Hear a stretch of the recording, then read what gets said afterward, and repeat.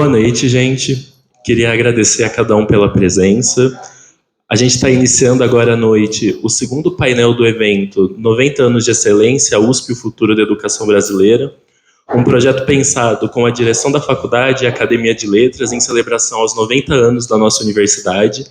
É um evento pensado também, por mais que nós estamos aqui no centro, nós não estamos isolados. Nós somos uma só universidade, a nossa grandeza vem da nossa união. E se nós conseguimos mobilizar o país em 22, se a USP consegue mobilizar o país na Faculdade de Medicina com seus respiradores, a FEFELESH com as suas ações, sua postura crítica, a Poli com os seus desenvolvimentos, é porque nós somos uma só universidade. Então, esse evento é pensado nesse contexto. Gostaria de convidar aqui para a mesa o professor Paulo Pereira para compor, Maria Lúcia Beppe, diretora da biblioteca da nossa faculdade, e o professor Ariel Pesso. Por favor.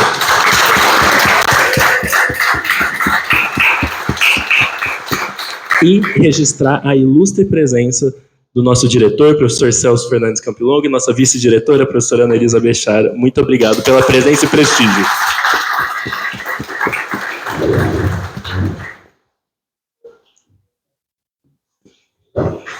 Bem, já vou passar a palavra para o Ariel, que é um dos nossos convidados, e o professor... Professora Lúcia. Boa noite aos colegas, boa noite, professora Ana Elisa, boa noite, professor Campilongo.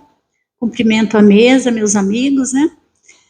Agradeço o convite dos nossos alunos e aí parabenizo a nossa Academia de Letras tão atuante. Parabéns. É muito bom ver os alunos aí correndo e fazendo eventos e nessa atividade. Bom, quando a academia me convidou para falar aí dessa história, né, eu pensei, bom, eu só posso começar falando da biblioteca, né? Aqui é meu polo de pesquisa e a menina dos olhos para mim aqui na faculdade. Quando o Brasil ficou independente, então começou a se discutir a criação da universidade que nós precisávamos preparar o nosso país, né? E todas as províncias queriam a universidade para a sua região. São Paulo era uma província bastante acanhada e a sua infraestrutura não era das melhores. E, por sorte, nós tivemos aí um presidente que não era paulista, né, o primeiro presidente da província de São Paulo, Lucas Antônio Monteiro de Barros. O nosso aeroporto de Congonhas recebe o nome de Congonhas do Campo, era porque era o título do Lucas Antônio Monteiro de Barros. Ele resolve investir na infraestrutura e na educação para justificar, né, que a nossa província recebesse a universidade. E acho que ele era uma pessoa muito iluminada, ele resolveu criar uma biblioteca, né, a biblioteca pública. À época tinha, isso foi no ano de 1825, em 1824 tinha falecido o bispo da Sé, o Dom Mateus de Abreu Pereira. Dom Mateus de Abreu Pereira tinha uma boa biblioteca naquela época, por volta de 1.500 volumes. E é muito interessante a composição dessa biblioteca, porque uma das hipóteses que essa biblioteca do Dom Mateus tinha incorporado a biblioteca de Dom Manuel da Ressurreição. Dom Manuel da Ressurreição era um discípulo de Pombal, então ele tinha ali livros do Marquês de Pombal, e ele era ali dentro da visão da filosofia de Pombal. Então ele tinha livros proibidos, né, aqueles livros que a igreja, inclusive, estava lá no índex. A outra questão interessante, que é uma suposição, mas parece que é uma coisa verdadeira, eu até já andei pesquisando, é que a biblioteca dos jesuítas, quando eles foram expulsos de São Paulo, essa biblioteca ficou na Cúria. E aí veio Dom Mateus e incorporou a biblioteca dos jesuítas. Aí quando Dom Mateus morreu, sua biblioteca ficou na Cúria, passou para o Dom Mateus de Abreu Pereira. E quando o Dom Mateus de Abreu Pereira faleceu, o presidente da província comprou essa biblioteca com toda essa coleção e fundou a primeira biblioteca pública de São Paulo. O curioso é que essa biblioteca pública, ela não foi extinta, então ela existe dentro da Faculdade de Direito ainda hoje. Então nós somos uma biblioteca, a biblioteca da Faculdade de Direito, mas nós temos ali por decreto de 1825 a biblioteca pública junto com a gente. Bom, aí toda aquela discussão lá no parlamento, os deputados paulistas, eles defenderam São Paulo e eles diziam, São Paulo pode sim receber a universidade, porque nós temos uma ótima biblioteca. E então ela foi citada, a nossa biblioteca, a Biblioteca Pública de São Paulo, foi citada lá no parlamento como justificativa para São Paulo ter a universidade. Depois acabou não sendo a universidade, isso foi um curso jurídico, né?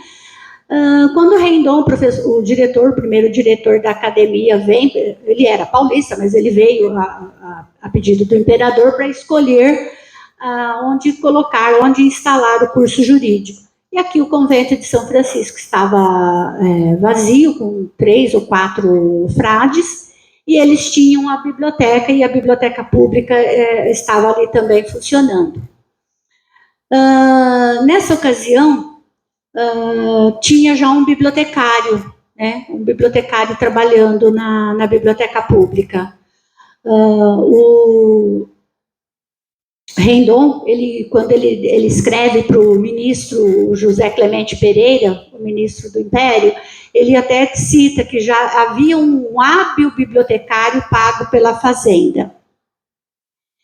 Bom, São Paulo, né, instala o curso, aí estava a nossa biblioteca, a faculdade acaba incorporando a biblioteca, né, todo o acervo, ficando todo para a faculdade. Na primeira turma, nós tivemos esse hábil bibliotecário como um dos alunos. Ele se inscreve, ele vem cursar o direito nessa primeira turma. Essa figura é extremamente interessante.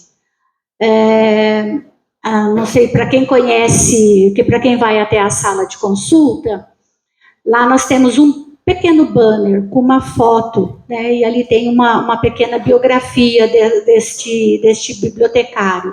É o Dom José Antônio dos Reis. Dom José Antônio dos Reis, ele era órfão e ele era filho de pais que tinham sido escravizados. E era negro, né, e muito pobre, muito pobre. E aí ele fica órfão, acaba ficando com um tio, depois o tio também falece e ele acaba ficando meio que protegido do bispo, Dom Mateus de Abreu Pereira, que era o dono, que foi o bispo que faleceu e que o presidente da província comprou a sua biblioteca. E aí Dom José vem aqui para a faculdade, é o primeiro bibliotecário. No primeiro ano, ele disputa a medalha de melhor aluno e ele perde só a medalha, ele fica em segundo lugar e perde a medalha para o Amaral Gurgel. Amaral Gurgel foi, no primeiro ano, o melhor aluno. No segundo ano, ele foi escolhido como melhor aluno pelo Brotero e pelo Baltazar da Silva Lisboa. Ele recebeu os 2 votos, então ele foi o melhor aluno. Bom, eu tenho a maior admiração por este primeiro bibliotecário, porque eu acho que ele é o nosso patrono e é uma figura assim que, né, superou todas as dificuldades. E ele era padre, ele foi ordenado padre aqui quando ele estava cursando o curso de Direito. Ele foi nomeado bispo, foi para Cuiabá também foi representante de São Paulo como deputado na corte, mas finalmente ele ficou 40 anos em Cuiabá e lá ele faleceu. Bem, depois disso nós tivemos outros bibliotecários, tivemos aqui Silva Teles e tal, mas nós tivemos um outro bibliotecário, o padre Marcelino Bueno, também era negro, filho de uma mãe escravizada, e foi aluno da primeira turma também, junto na turma do Dom José Antônio dos Reis. Mais adiante, isso eu já comentei com o professor Paulo, nós tivemos aqui como bibliotecário o Malheiros Perdigão Malheiros, que escreveu, né, um livro dos mais importantes do Brasil, mais importante da escravidão no Brasil. Perdigão Malheiros foi bibliotecário aqui na nossa faculdade. Bom, acho que só aí já temos uma linda história da nossa biblioteca, o que representa a nossa biblioteca na criação dos cursos jurídicos, o envolvimento, né, ter 2 bibliotecários lá no século 1828, já 2 alunos negros e bibliotecários, né? Bem, a nossa biblioteca foi, ao longo desses anos, se desenvolvendo, recebemos doações maravilhosas. Brinquei agora há pouco com o professor Campilongo, que nós somos a única biblioteca da USP que tem o Antonil, né? O Antonil, não sei se vocês conhecem, tem-se notícias no mundo de 5 ou 6 exemplares, né? Um está aqui na Faculdade de Direito, um na Biblioteca Nacional, um na França, um em Portugal e um nos Estados Unidos, né, dos exemplares conhecidos no mundo. Nós temos um acervo de quase 7.000 livros, num recorte histórico de 1520 a 1799. Nós temos quase 7.000 volumes. Nós temos a Divina Comédia, o livro mais antigo nosso, de 1520, do Dante. Nós temos a Enciclopédia do Diderot. Provavelmente essa enciclopédia era do Dom Mateus de Abreu Pereira. Então, aqueles livros proibidos, que não se podia, mas eles circulavam, né, aqui em São Paulo já no século XIX, dentro das igrejas. Nós temos o primeiro catálogo impresso, em 1887. Nós temos uma biblioteca que hoje eu digo que ela é uma biblioteca, é um monumento. Né? A nossa biblioteca é um monumento, porque nós temos aqui a literatura jurídica, os autores, os pensadores da área jurídica na nossa coleção. Nós temos livros de todas as áreas do conhecimento. Então, nós recebemos pesquisadores da educação, de sociologia, da área de medicina, de literatura. Nós temos na nossa biblioteca livros peças de teatro. Nós até temos aquela peça de teatro do Caetaninho, é uma peça raríssima. Enfim, a nossa biblioteca é um monumento e que acho, né, que ela ajudou a construir essa história que nós temos hoje, né? Essa história que o ano que vem a biblioteca completa 200 anos. Né? Acho que para o nosso país, uma biblioteca estar completando 200 anos é de uma distinção imensa, né? Porque o que nós vemos muito frequentemente são bibliotecas fechadas, sem estrutura de funcionamento, e nós temos um privilégio, né? Todos os alunos, acho que ninguém tem dúvida de que estar na faculdade é um privilégio, né? Eu sou funcionária da faculdade há 35 anos, já estou indo para 36. eu acho que é um privilégio. Eu construí minha vida aqui, eu aprendi muito aqui, eu aprendi muito com a nossa biblioteca, né? Inclusive com os alunos que agora são professores, né? São vários, nossa, são vários que eu os vi na graduação e, né, vendo crescendo, e isso foi muito bonito. Então eu acho que a nossa biblioteca foi um grande alicerce, né? Uma biblioteca que lá em 1827 tinha 5.000 volumes, hoje nós estamos em torno, aí só aumentou alguns zeros, né? Que agora acho que a gente está aproximadamente de uns 500.000 volumes, né? E ajudou a construir toda essa história. Então eu me sinto assim super feliz, e eu aceitei o convite porque falar da biblioteca para mim enche os olhos, né? E eu acho que é uma estrutura para a faculdade, para os estudos, para vocês. Então eu agradeço muito. Aí depois, se vocês tiverem alguma dúvida a respeito, eu estou à disposição.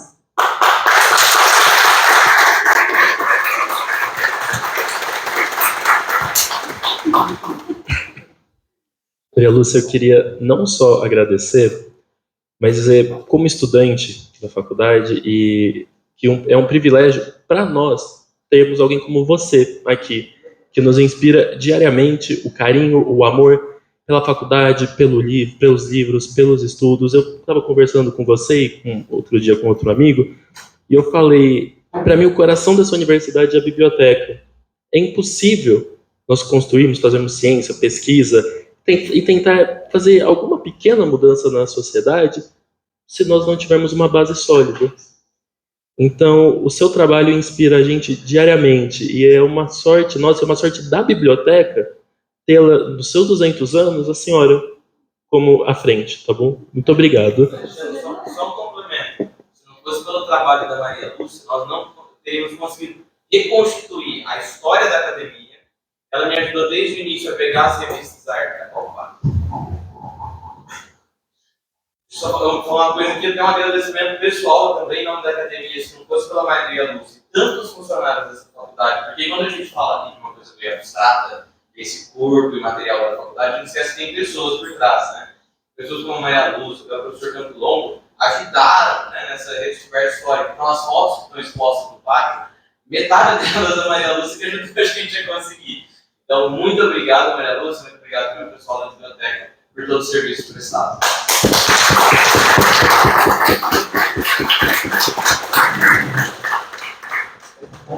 Eu gostaria de passar a palavra agora para o professor Ariel, para fazer a sua exposição sobre a história da faculdade. Obrigado, professor Ariel.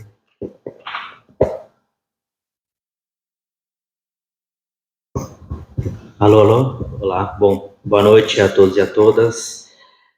Eu queria primeiro agradecer o convite também da Academia de Letras, na pessoa aqui do Alexandre e do Vitor também. Queria cumprimentar também Maria Lúcia também pela fala, ótima fala sobre a biblioteca também. Eu acho que eu faço minhas as palavras do Alexandre. Eu acho que todos que já usaram a biblioteca sabem da sua competência, né, e do seu amor pelos livros, pelo acervo da biblioteca da faculdade. Também queria cumprimentar o Paulo também, que é um companheiro de antigas lutas já, né, no âmbito da nossa área de pesquisa, né, que é a história do direito, mais específico, escravidão no Brasil, né. Eu acho que, enfim, a gente tem algumas coisas para falar hoje que podem ser interessantes. E eu acho que vai ser ótimo também falar depois da Lúcia, porque eu vou falar um pouco sobre as fontes para a história da faculdade, né. Porque é aquela coisa, o nome dessa mesa é Tradições Acadêmicas da Faculdade, né? Aí eu poderia escolher qualquer coisa, porque essa faculdade tem tanta história, tem tanta coisa que a gente pode falar, né? Mas eu optei por mostrar as fontes para talvez apresentar alguns livros importantes da história da nossa faculdade, e todas essas fontes estão na biblioteca, inclusive, né? Para as novas gerações, né? Eu acho que é importante, porque a gente tem vários memorialistas que acabam ficando um pouco, né, no esquecimento, e esse momento do bicentenário talvez seja o momento da gente pensar mais sobre as pessoas que escreveram sobre a história da faculdade, tá? Eu vou, então, tentar, na verdade, tentar mexer com isso. Primeira vez que estou fazendo isso, queria deixar registrado, tá bom? Mas, enfim, Não explodiu, tudo certo. Bom, então aqui eu pretendo fazer eu pretendo apontar 3 coisas. A primeira, as fontes para a história da faculdade. No segundo momento, eu vou tratar especificamente dos memorialistas. E no terceiro momento, eu vou falar algumas ideias, talvez, para o bicentenário daqui a 2 anos, tá? Então, eu estou dividindo as fontes aqui e pensando, pessoal, nas fontes do primeiro centenário, tá? De 1827 a 1927, mas que, eventualmente, servem também para o bicentenário, tá? Bom, então as fontes eu dividi em fontes primárias, né, que são aquelas fontes produzidas entre 1827 e 1927, e as fontes secundárias que foram feitas posteriormente, mas que dizem respeito a esse período. Bom, é bastante coisa, né? Eu prometo que eu vou falar rápido sobre cada uma delas, mas as fontes que a gente tem para reconstituir essa história da faculdade começa com legislação, ou seja, as leis sobre a faculdade, e a primeira é essa daqui, né, de 1827, então essa é uma fonte aqui histórica para a gente importante.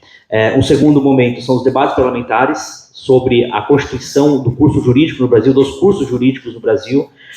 O terceiro são as correspondências e ofícios, que a gente tem também no arquivo da faculdade, a gente tem praticamente isso tudo conservado, então é uma ótima fonte também para saber exatamente o que os professores estavam pensando do curso, né? Aí me lembra também a correspondência do Rendon, que a Lúcia mencionou, né, se queixando para o ministro do Império sobre Avelar Brotero, né?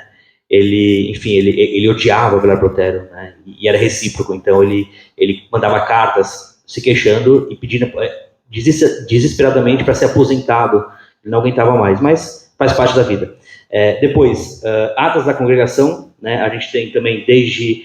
Eu imagino que a primeira é de 36, que eu acho que o de início a gente não tem, mas achei até hoje, né, é uma fonte importante, né? Congregação essa que acontece aqui nessa sala, tá bom? Então, pelo menos desde 1936, ocorrem as congregações, se não me engano, são mensais, certo? Inclusive, agora eu lembrei que eu esqueci de mencionar pessoas importantes que estão aqui na plateia nos assistindo, que é o professor Celso Campolongo, também cumprimentá-lo, a professora Ana Elisa Bechara também. E continuando, memórias histórico-acadêmicas são memórias que os professores tinham que apresentar todo início de ano.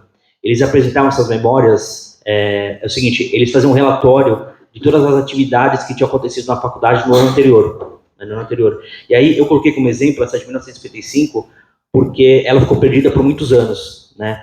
E aí eu descobri ela no meio da pandemia. Na pandemia eu descobri muita coisa, né? Porque eu estava em casa. Aí eu aproveitei para usar a Hemeroteca Digital Brasileira, a hemeroteca que reúne os periódicos do Brasil desde o século assim, XIX, início do século XIX. Então, eu acabei fazendo algumas descobertas e vou compartilhar hoje com vocês. Uma delas foi essa memória histórica, que estava perdida, né, por muitas décadas, né, e eu encontrei ela no jornal do Rio de Janeiro. E aí eu publiquei numa revista também, né, anotada. Depois, relatórios ministeriais e provinciais, ou seja, o relatório do ministro do Império, falando sobre a faculdade. Livro de termos de concurso, de posse e nomeação de lei, desempregados também, ou seja, a gente consegue ver quem passou, né, os bibliotecários que a Lúcia falou, a gente consegue ver exatamente quando eles entraram, quando eles saíram, isso é importante também.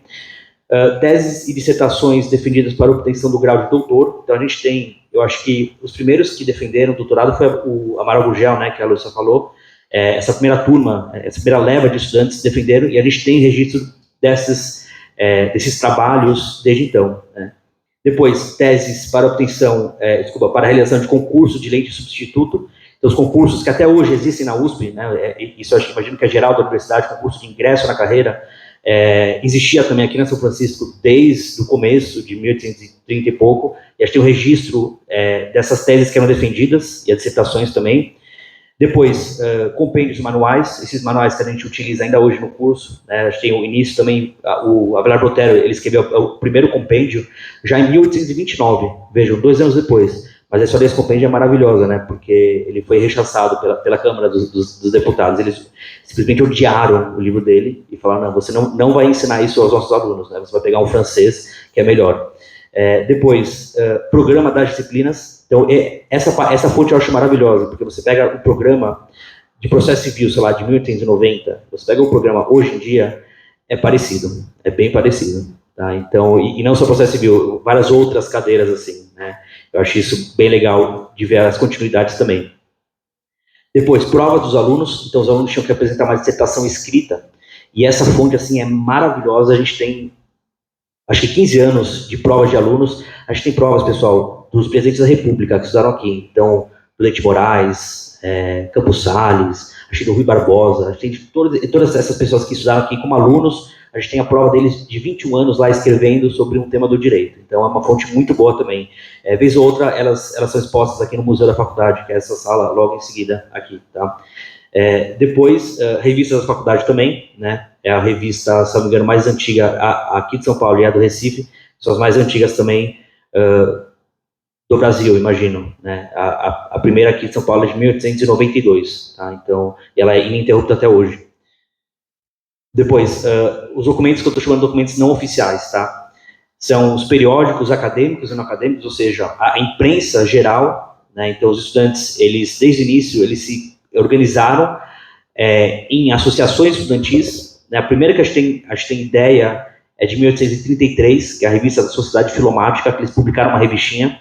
Então, essas associações, eles publicavam muito na imprensa também.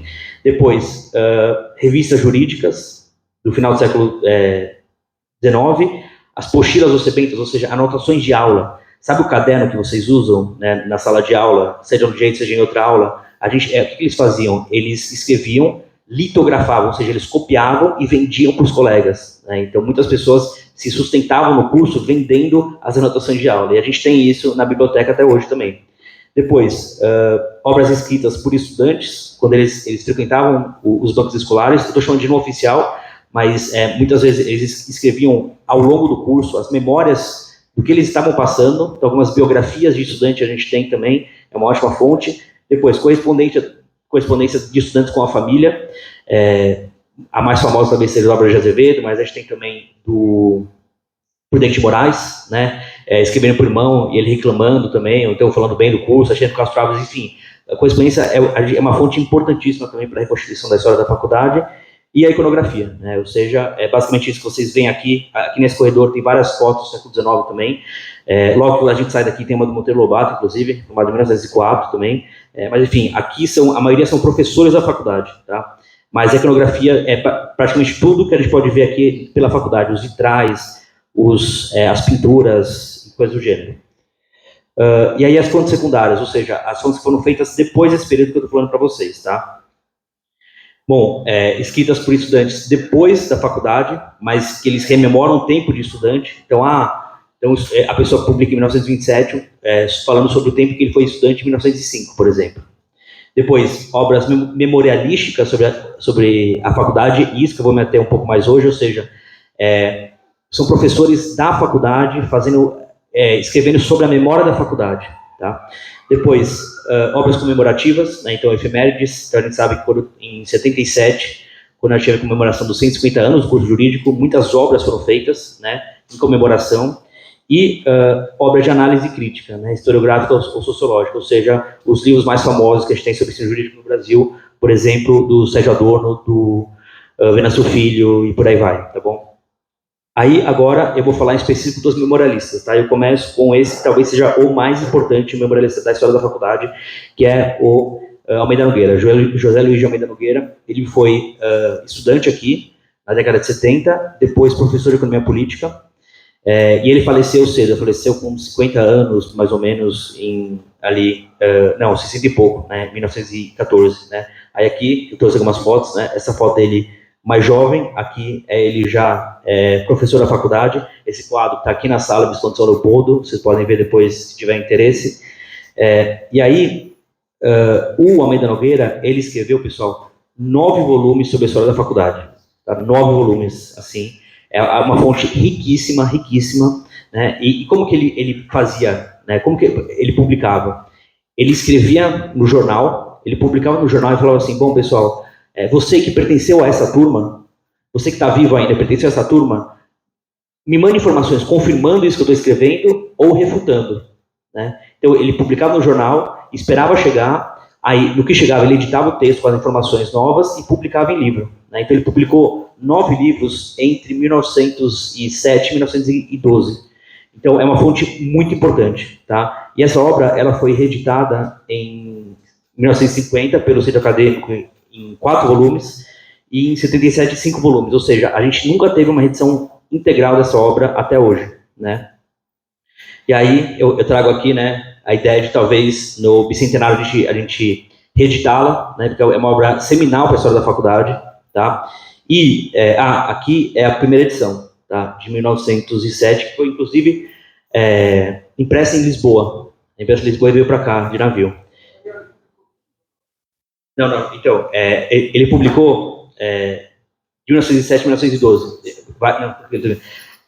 vários volumes, né? Então, a gente pode ver, e a ideia...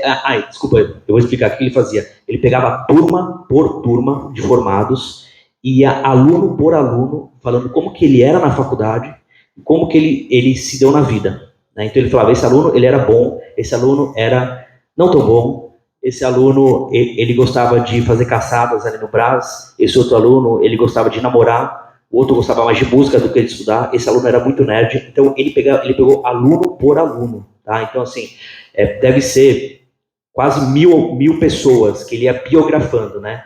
A gente chama que ele fazia retratos, né? Retrato dos alunos, tá? E aí é isso. Então, ele publicou esses 9 volumes, e aí, né, aqui que eu queria também apresentar para vocês, vai sair o 10º volume agora, ou esse ano, ou ano que vem, né? O ano que vem. Por quê? Porque eu falei para vocês que ele publicava em jornal, né? E ele morreu inesperadamente em 1914. O que acontece? Algumas turmas ficaram perdidas ali. Então ele publicou no jornal, mas ninguém se deu o trabalho de ir lá ver se tinha algo que ficou por fora. E eu falei que na pandemia, né, eu usei muita hemeroteca digital. Então eu descobri várias turmas inéditas ainda, né? Que é aqui. Essa é mais ou menos a ideia que eu tenho de publicar. Então, eu organizei essas turmas todas e fiz nota de rodapé. Então, essas aqui, não dá para ver direito, né? Mas, ou seja, vejam quantas turmas a gente tem, tá? Inclusive, eu não estou conseguindo ver direito, mas a gente tem informações novas sobre a história da faculdade aqui, tá? A gente tem a turma do Prudente de Moraes e do Campos Sales, que é de 63, né? Então, essa turma tinha ficado perdida. Agora a gente tem acesso a saber quem que eram os estudantes, quais que eram as redes de sociabilidade. A gente tem também fatos novos também, né? Um fato que eu acho muito curioso é que o Almeida Nogueira fala que essa turma aqui de 1960 e pouco para 70 foi quando a ferrovia Santos-Jundiaí foi feita, né? E os estudantes, eles iam para Santos e eles ficavam brincando lá, né? E uma brincadeira que eles faziam, sabe o que era? Eles contratavam escravizados e faziam corrida nas costas de escravizados pela cidade de Santos. Né? Então, mostra uma nova faceta, né, também dessa rede das relações sociais também dos estudantes. Né? Enfim, mas também tem muitas outras histórias também que estão aqui, ficaram perdidas, e agora, se tudo der certo, esse ano ou ano que vem vai ser publicado. Né? Inclusive, eu quero publicar com a mesma dimensão do livro, né, como se fosse um 10º volume perdido. E aí eu trago aqui para vocês, para deixar um pouco menos árido também, que eu estou falando, algumas imagens que eu resolvi incluir nesse livro, né? Porque o Almeida Nogueira não inclui nenhuma imagem, mas agora, com a internet, a gente tem acesso a muita coisa. Então, essa daqui é o Pátio das Arcadas, por volta de 1810, tá? Esse mesmo pátio que vocês veem aí embaixo, né, que a Lúcia falou, do convento. Aqui, fotos de um professor, o Duarte de Azevedo, tá bom? Aqui é uma gravura do Prudente de Moraes, estudante também.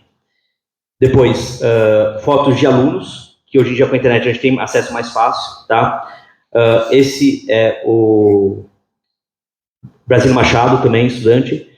Essa foto aqui eu acho maravilhosa, que essa foto aqui, pessoal, é uma reunião de turma da faculdade, né? A turma de 63, essa que eu falei que eu encontrei. E aqui no meio a gente vê uma figura, que aqui está longe, mas dá para ver. Esse daqui é o Prudente de Moraes, tá? É o dia seguinte a que ele saiu da presidência da República. Né? Os colegas dele da faculdade foram até o Rio de Janeiro e fizeram um almoço comemorativo para ele. Né? Então, todos esses aqui são formados em 63, essa foto é de 1898. Então, são 30 anos depois, 35 anos depois de formado. Né? Eu acho isso muito legal e eu pretendo também incluir no livro. Tá? Essas são apenas algumas poucas imagens para, talvez, estimulá-los a verem depois a obra completa. Tá bom? E por fim, né, a outra obra memorialística que eu queria falar para vocês é do Spencer Blampré, que esse ano completa 100 anos. 100 anos, é o centenário dessa obra do Spencer Blampré. Ela é um pouco diferente do Almeida Nogueira, porque é uma obra... O Almeida Nogueira, ele ia publicando e não tinha uma pretensão de sistematização. O Spencer Blampré não. O Spencer Blampré, ele fez tudo em ordem cronológica utilizando do livro da Almeida Nogueira, mas utilizando outras fontes e colocando também várias imagens sobre a história da faculdade, tá? E o Spencer Van Prem, a gente teve a primeira edição em 1924. Eu me pergunto muito por que ele não esperou 3 anos para publicar no centenário. Eu realmente, enfim, eu ainda vou pesquisar um pouco sobre como que foi feita mais essa obra, né? Mas eu sei que ele mantinha contato com o Clóvis Bevilacqua. O Clóvis Bevilacqua, ele publicou em 27 a história da Faculdade de Direito do Recife, né? E eles mantiveram contato para saber como que eles iam fazer isso, né? Mas o Van Prem publicou antes, em 1924. Aí sim, a obra dele foi reeditada de um jeito bem decente em 77. E, né, o que esperar, talvez no bicentenário também, talvez a reedição da obra dele seja interessante. E também, agora, para o encerramento, algumas ideias para o bicentenário, né? Enfim, eu acho que ideias sempre são bem-vindas, mas acho que tem várias ideias, né? Vocês devem imaginar como aqui a faculdade está também, nesse momento, essa ebulição também, porque não é sempre que faz 200 anos, né? A biblioteca faz 200 anos agora, no ano que vem, daqui a 2 anos somos nós aqui a faculdade, então vocês devem imaginar como que a gente deve estar, um misto de nervosismo e ansiedade, né? Mas aí eu trago algumas ideias do que eu acho que pode ser interessante para esse bicentenário, né, da produção de livros. Então, primeiro, reedição dessas obras memorialísticas que eu estou falando para vocês, então a reedição do Almeida Nogueira, né, e a reedição do Spencer Van Prem também, eu acho que é algo que vai ser feito, né, mas eu acho que eu posso aqui estimular ainda mais que isso seja feito. E também 2 novas obras só também, que, enfim, são ideias talvez que eu e outras pessoas tivemos. Primeiro, a gente quer escrever um dicionário da cultura jurídica da Faculdade de Direito de São Paulo, desse primeiro centenário, né? E esse dicionário com vários verbetes diferentes, né? E aí é muito legal que a gente já está produzindo, então os verbetes são desde esporte na faculdade, então os estudantes aqui, eles faziam corrida de cavalo, esgrima, jogo de cartas, capoeira, muito popular aqui na faculdade. Também verbetes sobre gírias acadêmicas, sobre apelidos. Então a gente tem registro, o Almeida Nogueira registrou apelido dos estudantes, né? Então tem, sei lá, o João Gato, né? Porque o cara era feio, sabe? Assim, uma coisa assim. Então a gente tem registro desses apelidos todos. Então são verbetes sobre a vida cotidiana, mas também a vida intelectual da faculdade. Então verbetes sobre os professores, sobre as disciplinas, etc. E é o que a gente está ainda refinando, mas logo menos dispararemos convites aqui, né, para pessoas que estão aqui, inclusive. E depois também um livro, né, do bicentenário. Eu imagino que talvez seria interessante pegar justamente de onde o Van Prem parou, porque o Van Prem publicou em 24, então seria interessante fazer uma reconstituição histórica dos últimos 100 anos, pelo menos, né, porque do primeiro centenário a gente tem muita coisa, por incrível que pareça. A gente tem o do Van Prem, da Almeida Nogueira e muitas outras fontes, mas esses últimos 100 anos, a minha impressão é que está tudo muito pulverizado por aí. Então a gente tem vários livros de memória, tem da memória do Goffredo, do Miguel Reale, Dada Pellegrini, né? Saem entrevistas, o Floriano fez uma entrevista interessante, o Faria fez outra, enfim, a gente tem vários personagens da faculdade, mas a ideia é sistematizar isso do ponto de vista da história, tá? E é isso. Obrigado e nos vemos por aí. Se quiserem também fazer perguntas, estou aberto também. Obrigado.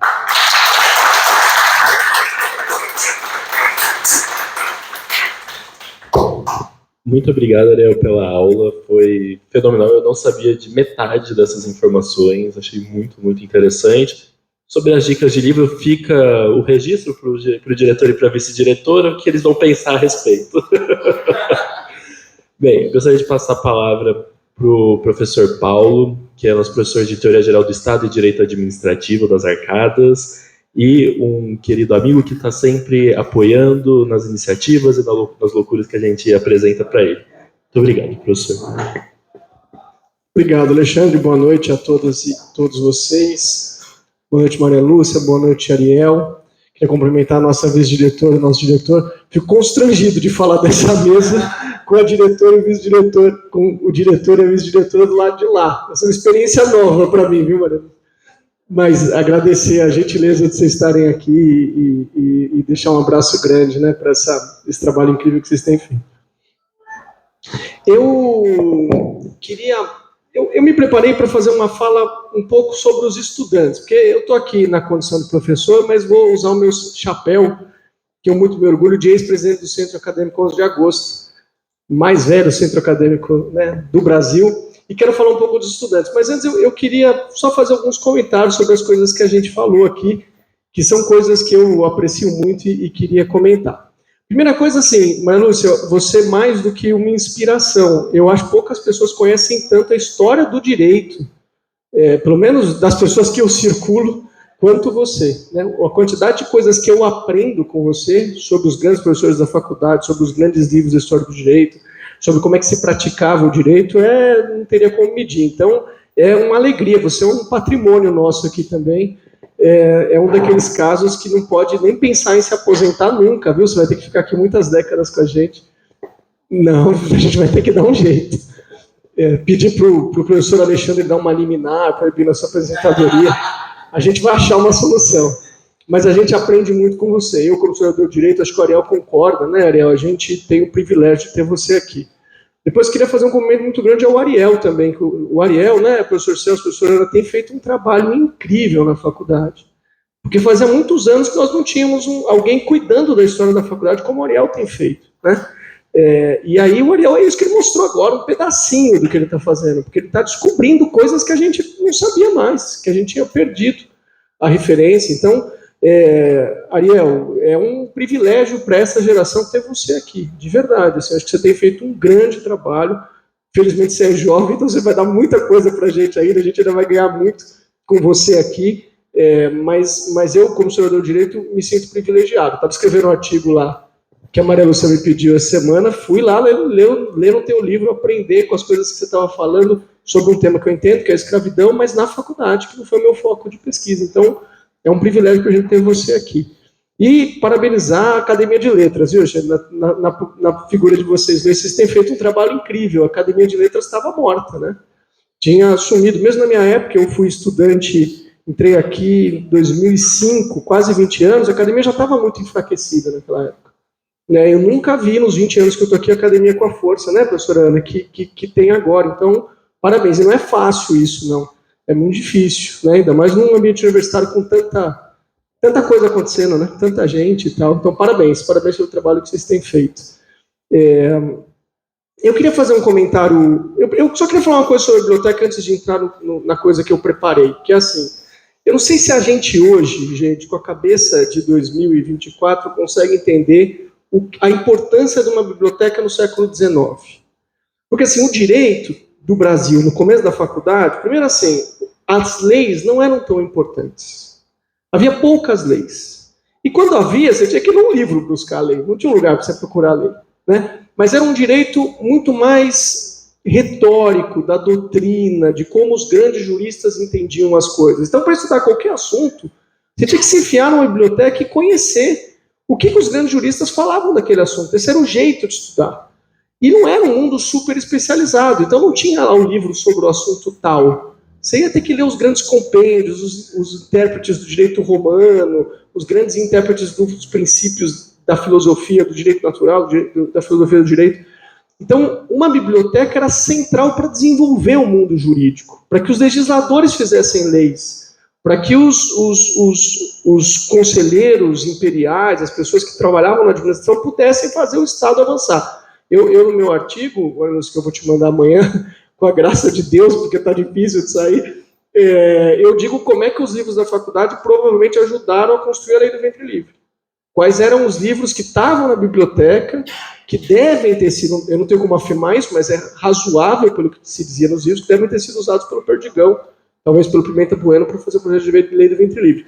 Então a biblioteca é muito mais importante do que a gente consegue entender hoje, especialmente por uma coisa que não sei se vocês sabem, mas livro era muito caro no século XIX, muito caro, muito caro.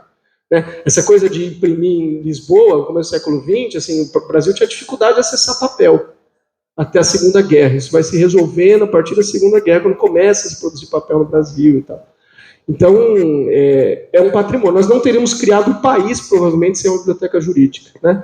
A Faculdade de Direito foi importante para construir ideias sobre o direito e ajudar a construir um sistema estatal que funcionava aqui. Muito bem. Eu vim aqui hoje falar um pouco, lembrar um pouco, já que vai ter eleição para o 11, daqui a 1 ou 2 semanas, né, professor Celso? Tivemos Peruá na semana passada, os meus alunos estavam até catatôlicos, assim, segunda-feira, acho que eles estavam entendendo ainda o que foi a Peruá. Eu resolvi falar dos estudantes. Porque vocês sabem que a gente que está lá de cá, os professores, nós todos passamos por isso aí. Felizmente, não tem um Almeida Nogueira hoje, o Ariel, para contar as coisas que a gente fez quando a gente estava lá na sala de aula, como se a gente era bom, se a gente era mau aluno. Os prontuários estão aí, ainda bem que tem LGPD, viu, professor Celso? Não sai entregando os prontuários dos alunos aí não, que vai ter problema. Mas a gente que está aqui, é engraçado isso, né? Eu vejo muito o professor Celso, a professora Ana, muito nessa outra, a gente tem uma preocupação grande que vocês que estão do lado que vocês estão, vivam a faculdade do jeito que a gente viveu, com um nível de intensidade do mundo dos estudantes que era muito grande, até exagerado, de certa forma. Eu, quando vivia aqui como estudante, achava que minha vida ia acabar o dia que eu perdesse uma eleição para o 11, achava que minha vida ia acabar o dia que eu saísse e tal. No fundo, quando acaba, você até sente um alívio, porque é demais, assim, a gente não aguenta muito. Então, eu queria contar um pouco para vocês como, na história da faculdade, os estudantes tiveram um papel importante e como isso impactou o Brasil, impactou um pouco do que foi o sistema político brasileiro também, né? Vou contar 2 ou 3 histórias rápidas, depois vou tentar organizar. Começando pelas histórias. O Ariel e eu, ele já contou isso, a gente estuda escravidão. Se vocês fossem uma pessoa, a gente hoje vive na faculdade uma coisa que uma parte da faculdade lutou muito, que é um processo que a gente quer que seja ainda mais forte, mas que já existe, que é um processo de inclusão racial, né? Tem uma geração de professores, de antigos alunos, de estudantes aqui que lutou por isso, pela implantação das cotas e tal. E que tem feito muito bem a faculdade, né? Se vocês fossem um homem ou uma mulher no Brasil, no meio do século XIX, vocês provavelmente achariam que a escravidão não ia acabar nunca. Porque a escravidão era muito forte no Brasil. O Brasil tinha tentado acabar com a escravidão na Constituição de 20... Quando se discutiu a Constituição em 23, na Constituição de 24. O Brasil aprovou uma lei proibindo o tráfico em 31. Essa lei nunca foi cumprida. O Brasil aprovou uma lei em 1850 que aí foi cumprida. Vários projetos de lei tentando acabar com a escravidão nos anos 40, 50, 60. Nenhum desses projetos passava. O escravismo no parlamento era muito forte. Tenho que dizer também, só para não ser desonesto intelectualmente, que também era forte aqui. Muitos professores eram defensores da escravidão, até porque para um advogado do século XIX, a escravidão era um tema corriqueiro, ela aparecia no dia a dia, nos processos e tal. Nos anos 60, o movimento abolicionista cresceu muito. E criou-se um clima de, puxa, agora dá. Agora vai dar. E aí, com um gabinete mais moderado, do Silveira Mota, no final dos anos 60, a sociedade brasileira esperou o fim da escravidão, e esse fim da escravidão não veio. Provou-se a lei do ventre livre em 71, que prorrogava a escravidão por praticamente mais 30 anos. A escravidão acabaria mesmo na era Vargas, se só a lei do ventre livre tivesse acontecido. Então, muito mais que 30 anos. Porque uma pessoa que tivesse nascida um dia antes da lei do ventre livre seria escravizada até o fim da vida dela. Então, alguém que tivesse nascido em 70, se tivesse 50 anos, ia ser escravizado até 1920, 1930, e assim por diante, né? O movimento abolicionista, vocês sabem, só conseguiu acabar com a escravidão lá nos anos 80. Foi vivendo a frustração de décadas de não conseguir acabar com a escravidão no Brasil, vendo a escravidão acabar no continente inteiro. Muito bem. Um grupo de estudantes da faculdade, veja, eu não estou distorcendo a história, existem estudantes a favor da escravidão, existem estudantes comprometidos com a escravidão, filhos dos grandes fazendeiros, mas um grupo de estudantes da faculdade, liderados por um sujeito chamado Antônio Bento. Alguém aqui já ouviu falar do Antônio Bento? Você eu sei. Você eu tenho certeza. E o Ariel também, talvez tem livro na biblioteca. O Antônio Bento montou um grupo que chamava os Caifazes. No enterro do Luiz Gama, que foi a maior procissão urbana de São Paulo, alguns comparam, né, comparando o tamanho da população e a quantidade de pessoas que estavam na rua, dizem que só foi superado no enterro do Senna.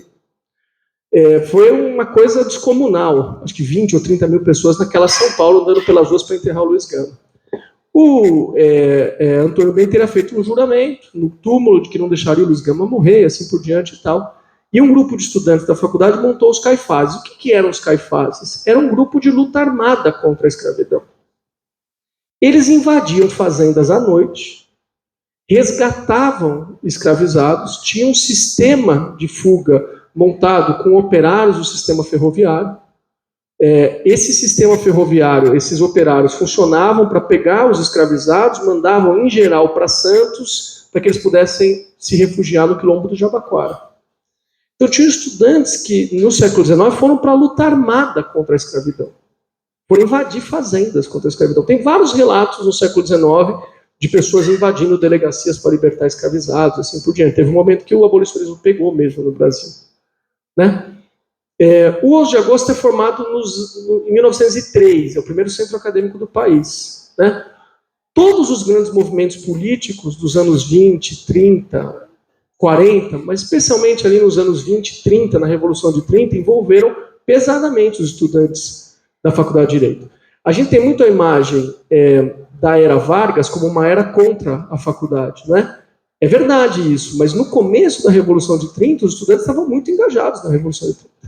Teve um engajamento grande de estudantes na Revolução de 30. O Francisco Morato era próximo do Vargas, ele foi um líder ligado ao Vargas. Porque se imaginava que a Revolução de 30 era uma revolução que poderia moralizar o sistema político brasileiro, ela poderia ajudar o sistema político brasileiro a sair de um sistema que era historicamente fraudado e assim por diante.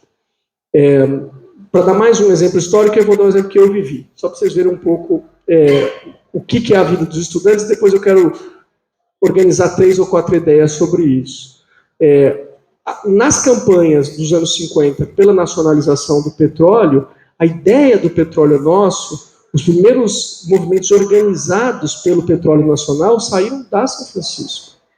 De novo, eu não estou dizendo que a São Francisco é um espaço só do pensamento progressista. Nós sempre tivemos muito das duas coisas, até vou falar disso já. O que eu quero dizer é que os estudantes da faculdade ajudaram o Brasil em vários momentos em lutas decisivas, como ajudaram no Petróleo Nosso, como ajudaram no combate à ditadura. A luta contra a ditadura foi muito dos estudantes, muito mais que dos professores, né? Como ajudaram em vários outros momentos históricos. Vou contar uma história que eu vivi para vocês e depois eu queria fazer alguns comentários organizando esse pensamento. Eu fui tesoureiro do Centro Acadêmico 11 de Agosto de 2006, depois fui presidente. Quando eu fui tesoureiro, eu sucedi uma gestão que uma moçada lá, meio bêbada, andando pela República, talvez você lembre disso, Maria Lúcia, estava andando lá na Praça da República e viu uma estátua do Álvares de Azevedo. Ué, estátua do Álvares de Azevedo? Vamos ler. E aí estava lá, presente do Centro Acadêmico 11 de Agosto da cidade de São Paulo. Caramba, ninguém sabia essa história. Eles inventaram o seguinte, o Álvares precisa voltar para o Largo de São Francisco. Criaram a campanha do Volta Álvares. O que é uma loucura completa, porque primeiro o Álvares nunca esteve aqui. Ele nunca tinha estado no Largo de São Francisco. É esse Álvares que está aí. Segundo essa história maravilhosa, porque nem é o Álvares, é provavelmente o Fagundes Varela, tem uma troca dos postos. É uma história incrível, assim, né? Depois eu fui descobrir, fui ler sobre isso, o 11 de agosto fez várias arrecadações, acho que nos anos 20 ou 30, para fazer o busto dos 3 poetas. O Euclides da Cunha veio à faculdade a convite do 11 de agosto, num jantar pago, e o dinheiro arrecadado desse jantar foi recolhido para fazer a erma do Álvares de Azevedo, que é do Fagundes Varela, não é do Álvares de Azevedo. Vocês pegaram a foto do Fagundes Varela e do Álvares de Azevedo, vocês vão ver lá que o que eu estou dizendo é verdade. Muito bem. Volta Álvares. Fez a campanha, 11 de agosto organizou uma petição, um pedido para a prefeitura, mandou o pedido para a prefeitura evidentemente ignorou solenemente esse pedido, dizendo, teria um sentido, essa estátua nunca teve no Largo de São Francisco, no Largo de São Francisco já tem estátua, não tem nenhum cabimento, indeferiram. Tudo bem. Quando eu era tesoureiro do 11, esse pessoal da gestão anterior, que eram os nossos adversários políticos, a gente disputava com eles. E a vida do 11 de agosto era muito disputada aqui. Hoje até menos, mas era muito disputada. Tinha muitas chapas, 10 chapas, segundo turno. Na época do professor Celso, muito disputada também. Então. Eles um dia entraram lá no porão, meio bêbado de novo, era uma galera mais agitada, e disseram assim, a gente teve uma ideia, a gente quer que vocês nos ajudem. A gente era a gestão do 11, eles já tinham saído. A gente vai roubar a estátua do Álvares. Vocês conhecem essa história? Alguém já contou isso para vocês? Pois é. Como assim roubar? Não, a gente tem um plano perfeito. Vai ter a virada cultural. Vocês sabem o que é virada cultural? Isso existe ainda, né? Na virada cultural, a gente vai fazer uma peruada noturna no Álvares. E aí, no meio da peruada... Imagina, que ideia, plano do Cebolinha para pegar o coelhinho da Mônica. No meio da virada cultural, da peruada noturna, a gente vai enfiar um caminhão Munk lá, vai tirar a estátua e vai trazer para o São Francisco. A gente achou uma grande ideia. Ótimo, grande ideia, vamos fazer. Muito bem. Chegou, e é engraçado isso, assim, nós grupos contraditórios, disputávamos, a gente nem se dava muito bem, a gente ficou amigo por causa dessa ocasião. Vamos fazer, muito bem. Vamos preparar lá a tal da virada cultural, peruada noturna, era para fazer, era uma coisa meio academia de letras, se declamar poemas pro Álvares à noite e tal. Cara, a gente chegou com o caminhão Munk, no segundo minuto chegou a polícia, óbvio. Ninguém entra com o caminhão Munk na Praça da República, sei lá de onde arrumaram esse caminhão, já nem me lembro disso. Chegou a polícia, o que vocês estão fazendo? Não, a gente vai levar a estátua para o São Francisco. Como que a gente vai a estátua? Não, tem uma autorização, não sei o que tal. 10 minutos depois, delegacia, todo mundo. Éramos 2 diretores do 11, fui eu e mais um, e 2 dessa gestão que tinha saído, ex-diretores do 11, delegacia. Nesse negócio, um dos caras, que era o presidente do 11 do ano anterior, sumiu. A bagunça, não sei o que, a delegacia sumiu. Aí começa, liga para o professor, pelo amor de Deus, a gente vai ser preso, não sei o que, aquele desespero. Passa-se umas 2 horas, esse sujeito volta, o nome dele, eu nem me lembro o nome dele, mas a gente chamava ele de Purunga, presidente do ONU em 2005. O Purunga, que é uma figura, um dos caras mais malucos que já pisou nessa faculdade, volta com um papel nojento, todo amassado. Não, eu trouxe autorização, está aqui. A gente tinha esquecido de trazer, mas está aqui. E com uma senhora do lado, que não tinha a mínima ideia do que estava acontecendo, que era uma funcionária da prefeitura. E ele disse, não, está aqui o papel, a autorização é essa. E a dona Joana, sei lá o nome da senhora, não me lembro, está aqui para testar que esse documento é verdadeiro. Aí a gente não tinha entendido nada, o delegado falou assim, como assim? A senhora, não, ela está aqui, eu sou funcionária da prefeitura, está aqui meu crachá, não sei o quê. Não, é lógico que é verdadeiro, está combinado com a prefeitura, não sei o quê. O delegado, puta maluco, falou, não, tudo bem, podem ir. Depois eu descobri o que aconteceu. Esse Purunga foi procurar o cara que organizava a virada cultural, que era um antigo aluno da faculdade, da Academia de Letras. Não me lembro o nome dele agora, daqui a pouco eu me lembro. Com um documento que ele fez lá, sei lá onde, na hora, e o cara falou, não, leva lá minha funcionária que vai dizer que é verdade e tudo mais, e vocês vão levar a estátua. Resultado, a gente pegou a estátua, que podia ter morrido gente, porque é muito pesado esse negócio, a hora que levantou o caminhão, levantou os pneus, um caos. E tem vídeo disso, viu? Aí foi alguém que comprou um saco de cimento enfiava a estátua aqui no lado. Hoje ela está mais arrumada. Acho que a região dela está em reforma aqui, né, professor? Acho que tem uma reforma aqui. E enfiamos na mesma noite a estátua aqui. Muito bem. Você lembra, né? O povo liberou, tá? Muito bem. Na segunda-feira, a prefeitura entendeu o que aconteceu. Entendeu o que aconteceu. Que é uma coisa histórica dos estudantes. Os estudantes roubavam estátuas. Acho que a estátua do beijo que está aí também é uma estátua roubada, não é, Mariel? Do depósito municipal. Talvez todas sejam roubadas. E aí um sujeito lá, o tal do diretor de patrimônio, Walter Pires, não lembro o nome dele até hoje, ficou revoltado e veio à faculdade pedir para falar com o diretor da faculdade, que era um sujeito que vocês devem conhecer, chamado Eduardo Marque. Diretor da faculdade, estava lá, agora, o senhor sabe a história dos José? Estava lá, esse Walter Pires chegou, eu vim aqui falar isso, chama os meninos do 11 de agosto, a gente subiu. E aí, assim, a coisa durou 3 minutos, porque o Walter Pires chegou e falou assim, olha, isso é um absurdo, vocês botaram uma estátua lá de qualquer jeito, onde já se viu com um documento falso, e o Mark, não, tudo bem, veja bem, não sei o que, tal, isso é um absurdo, é um roubo, não sei o que, o sujeito falou só verdades, ele não leu uma mentira.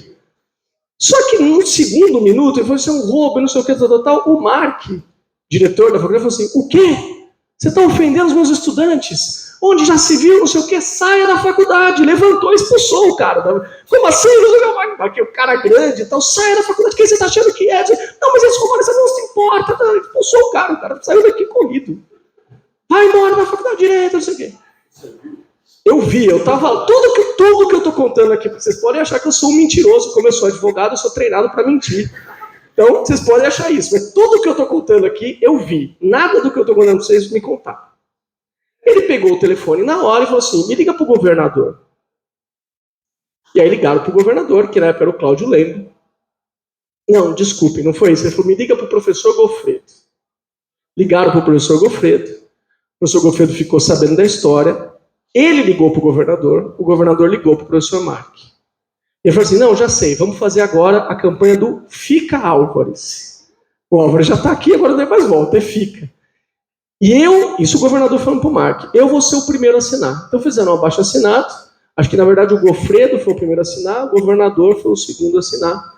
O Fica Álvares, aí começou, todo mundo assinou, virou uma festa. Resultado, como é que isso acabou? O prefeito da época era o Gilberto Kassab, ele tinha 2 secretários importantes, ex-alunos da faculdade. O Marrei, que era secretário de Negócios Jurídicos, e o Aloysio Nunes, que depois foi senador e tal, que era secretário de Gestão de Governo, uma coisa assim. O Lembo ligou para o Kassab ligou para o Mark, o 11 de agosto foi recebido pelo prefeito, quando a gente foi lá na prefeitura, achando que, sei lá, ia tomar outro esporro, ia acontecer alguma coisa assim, o prefeito trouxe uma cópia de um ato autorizativo de remoção da estátua retroativo. Ou seja, a estátua foi roubada 20 de maio de 2006, se eu não estou enganado, isso era, sei lá, 10 de junho, e o prefeito foi convencido por alguém de que ele ia autorizar retroativamente a retirada da estátua, e isso foi publicado no Diário Oficial. Se a gente pesquisar, nós vamos achar isso lá, Ariel. Então, o prefeito veio com o documentinho lá, não, tá tudo certo, a gente está aqui autorizando a remoção da estátua. A estátua está aí até hoje, vocês estão vendo ela aí, não é mentira. Por que eu estou contando essa história para vocês? Porque, além de mostrar o nível de delinquência que a Faculdade de Direito é capaz de promover, e vejam, não é à toa que eu contei a história dos Caifases e estou contando a história do Álvares. Tem uma coisa meio comum aqui, esse abuso, essa irreverência dos estudantes, ela pode servir para coisas que são quase banais, como essa, mas elas é o mesmo nível de responsabilidade que os estudantes precisam ter para as grandes coisas também. Essas grandes coisas, esses atos de coragem um pouco malucos, que são fundamentais em momentos em que você está parado no Largo São Francisco com a tropa da Polícia Militar te apontando arma, que é o que aconteceu aqui nos anos 60 e 70. Com o mais truculento dos macacos da ditadura militar, o Erasmo, acho que o Erasmo veio aqui, não foi, professor? O coronel Erasmo Dias, contra a estudantada com um pedaço de pedra na mão. É o mesmo nível de loucura e responsabilidade num caso e outro. Mas tem uma coisa bacana na vida dos estudantes da faculdade, que eu acho que, se isso não está vivo no coração de vocês, eu acho que vocês têm que fazer isso renascer, que é essa loucura, essa irresponsabilidade, essa postura abusiva em relação ao mundo, mas sempre pelas causas desinteressadas. Vocês vão sair daqui e vão viver uma vida muito cínica, porque a nossa vida fica assim depois, você precisa ganhar dinheiro, ter emprego, você vai sempre lutar pelos seus interesses, pelos interesses da sua família, o que é natural, está tudo bem.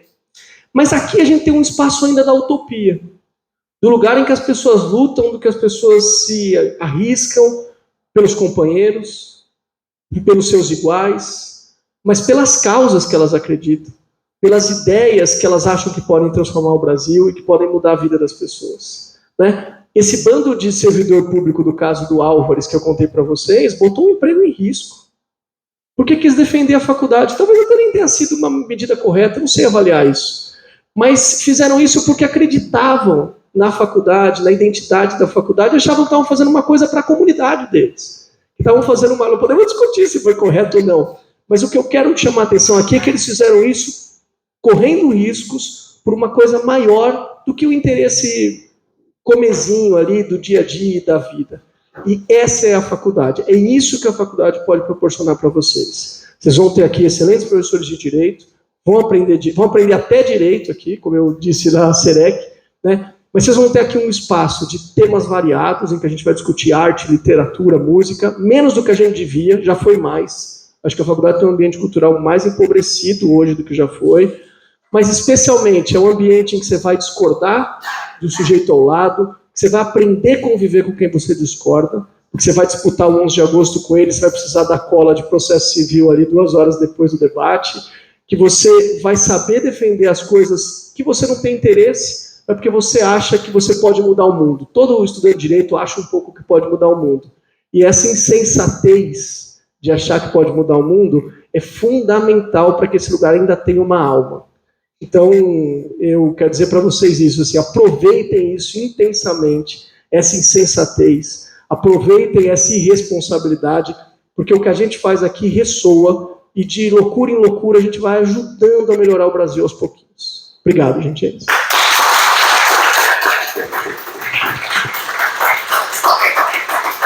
Professor Paulo, eu queria agradecer pela aula, pelas histórias, e só fazer um pequeno comentário, inspirado no que eu acabei de aprender. Professor Paulo, professor Celso, se eu ou o Vitor ligarmos para os senhores 1, 2 da manhã, umas 3, 4 vezes, a gente foi para a delegacia porque roubamos uma estátua.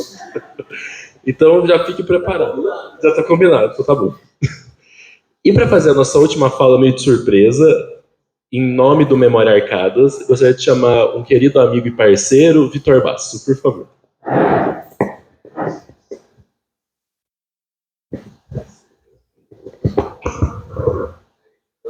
Aqui tá bom. Obrigado, Alexandre. Eu queria saudar toda a mesa. Paulo, me senti muito identificado com a questão da disputa do 11, né? Já tive na diretoria do 11 também, tive alguns espaços, então é bem essa dinâmica, continua mais um pouco menos acirrada, Alexandre. Aí a Lúcia também gostaria de saudar pela sua fala da biblioteca, a Ariel, o professor Long, o professor Bechara, todo mundo aqui presente. Não vou me alongar muito, porque nós já nos estendemos um pouquinho. Queria falar um pouco sobre a proposta do evento de hoje, né, e qual seria a nossa finalidade. Quando nós pensamos, por exemplo, nessa produção que o Ariel falou, do Almeida no Rio, do Spencer Nobré, inclusive Spencer Nobré foi presidente da nossa Academia de Letras. Quando a gente pensa em tudo isso, muitas das vezes a produção, esse conteúdo, esse conhecimento, ele fica muito restrito. Ou ele fica na biblioteca, ele fica em pequenos espaços. Então nós queríamos fazer com que cada vez mais a história da faculdade, suas tradições, seja na parte da iconoclastia, da irreverência, quanto também nessa parte monumental, essas coisas que nós fazemos que parecem coisas simples, mas trazer uma estátua e colocar aqui na faculdade num dia normal, um ato jocoso dos estudantes. Isso acontece. Então, para a gente tentar fazer com que os estudantes possam ter conhecimento de tudo isso. Nós fizemos uma exposição lá embaixo, mostrando essas fotos, mostrando tanto o centenário, estamos mostrando a história das extensões, das entidades.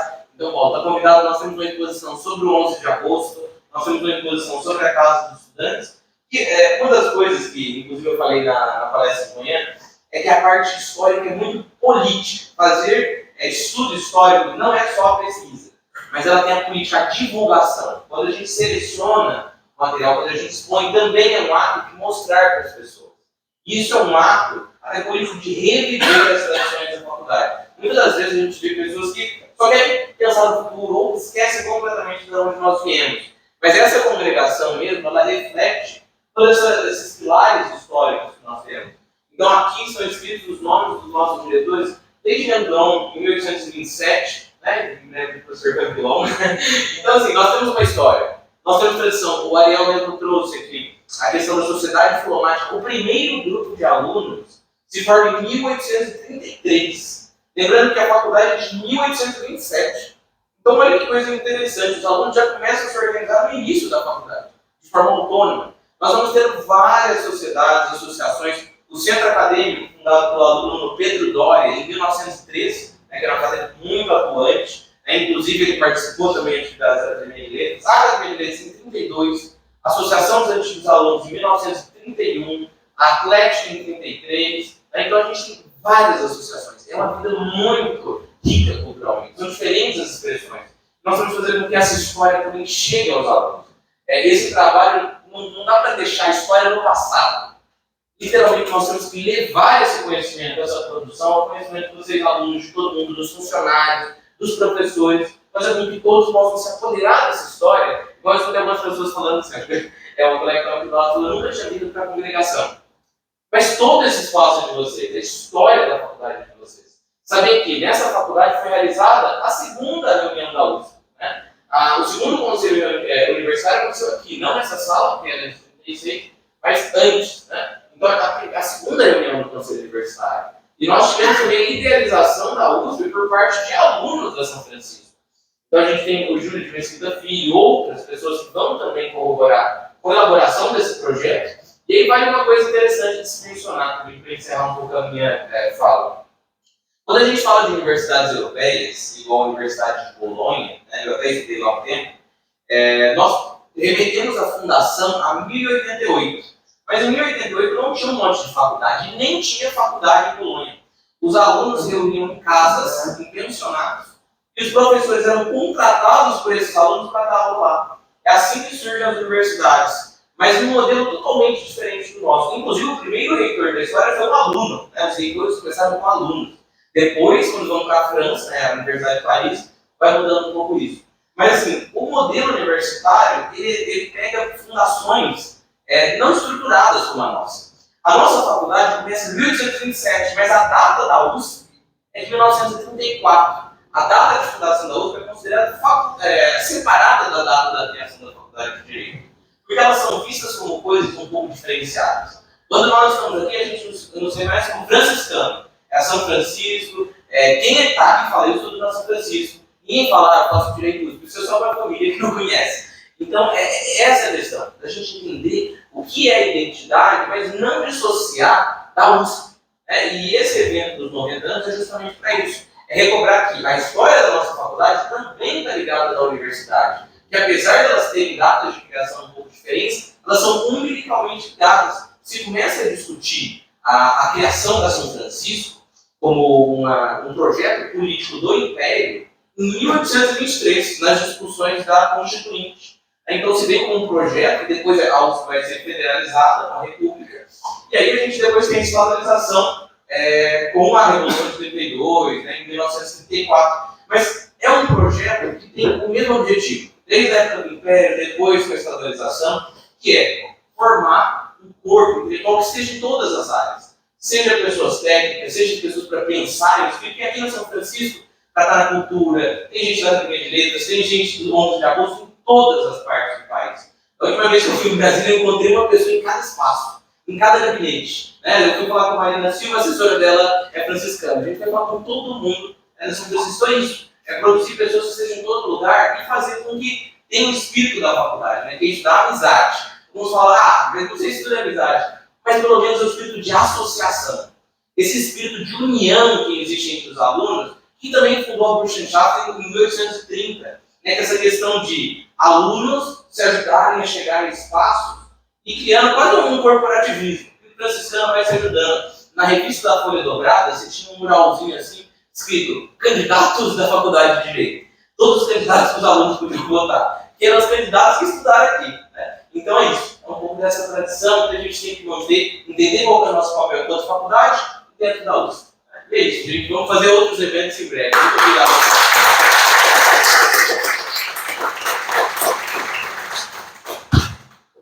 Obrigado, Vitor. Antes só de encerrar, uma última palavra.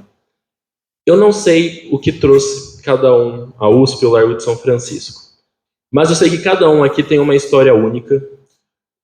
Cada um passou por situações e momentos quando decidiu prestar o vestibular, no momento que estava prestando, a angústia de sair a lista, a comemoração, a quase que desmaiar de emoção, que foi o meu caso quando eu descobri que eu passei. E o que nos une aqui é o amor pela faculdade e o amor pela São Francisco. O que reúne a gente na congregação hoje, o professor Celso, que passou por todas as provas possíveis e imagináveis, do vestibular à cátedra, o professor Paulo também passou no concurso, Maria Lúcia, que viveu todas as turmas possíveis, o Ariel, que está nessa caminhada sensacional. É isso, é a gente pensar a faculdade, não esquecer da sua história e, principalmente, conhecendo nossa história, a gente vai conseguir fazer uma São Francisco melhor para amanhã, de acordo com as atualidades, com o que ela precisa ser atualizada, mas sempre lembrando quem nós somos, tá bom? Muito obrigado pela presença, agradeço muito.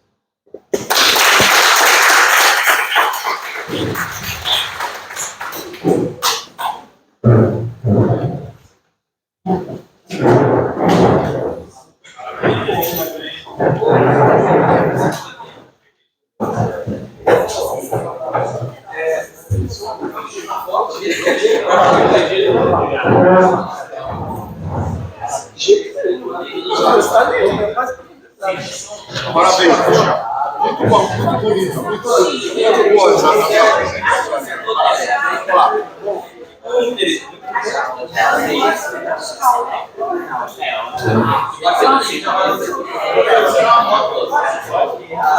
Depois a gente chama todo mundo. Obrigado.